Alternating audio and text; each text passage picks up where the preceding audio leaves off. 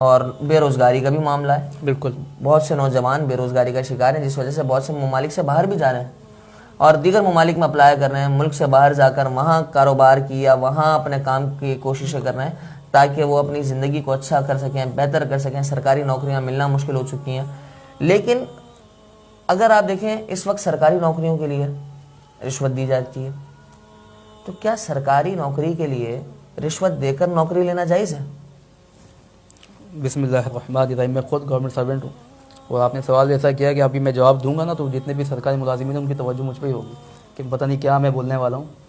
دیکھیں قرآن کریم فرقان حمید اور سپارہ ہے 12 اور پہلی آیت ہے وَمَا مِن دَابَّةٍ فِي الْأَرْضِ إِلَّا عَلَى اللَّهِ رِزْقُهَا. اللہ رب العزت فرماتے ہیں کہ زمین پہ کوئی بھی جاندار ایسا نہیں اس کا رزق میرے ذمہ کرم پہ نہیں ہے. میرے ذمہ کرم. سب سے پہلی بات تو یہ کہ اللہ کی ذات پہ توکل کرنا سیکھیں. یقین رکھیں کہ جب اس نے ذمہ لیا ہے تو یقیناً وہ رزق بھی کہیں نہ کہیں سے ہمیں دے گا. بالکل. اب ہم یہ سوچیں گے کہ گورنمنٹ کی نوکری ہی چاہیے یا پرائیویٹ سیکٹر میں جاب کرنی ہے اس کے لیے رشوت دیں، تو جو پیسے آپ رشوت میں دیں گے اللہ کی ذات پہ یقین کر کے آپ اس کو کہیں انویسٹ کریں، وقت دیں، ٹائم دیں، انشاءاللہ اس میں برکت ہوگی. ایک چیز تو یہ ہے. لیکن ظاہر ابھی جو حالات ملک کے ہیں اس میں جو انویسٹ کر رہا ہے اس کا پیسہ بھی ڈوب جاتا ہے، پھر اعتبار نہیں کیا جا سکتا، پھر بزنس کا جو ہے تجربہ کسی کو نہیں ہے. تو اس پہ علماء نے ایک بات تو واضح طور پہ لکھی ہے اور میں بلکہ نام لے کے کہتا ہوں، مفتی اکمل صاحب نے بھی یہ مسئلہ بیان کیا تھا، مفتی اسماعیل حسین نورانی صاحب نے بھی باقاعدہ بیان کیا تھا مسئلہ کہ اگر کوئی بندہ اہل ہے نوکری کا اور تعلیمی قابلیت بھی ہے اور وہ اس کی سیٹ ہے یا نوکری ہے لیکن بغیر پیسوں کے نہیں ملتی، تو وہ جو دینے والا ہے وہ اس مسئلے میں گناہ گار نہیں ہوگا. اچھا.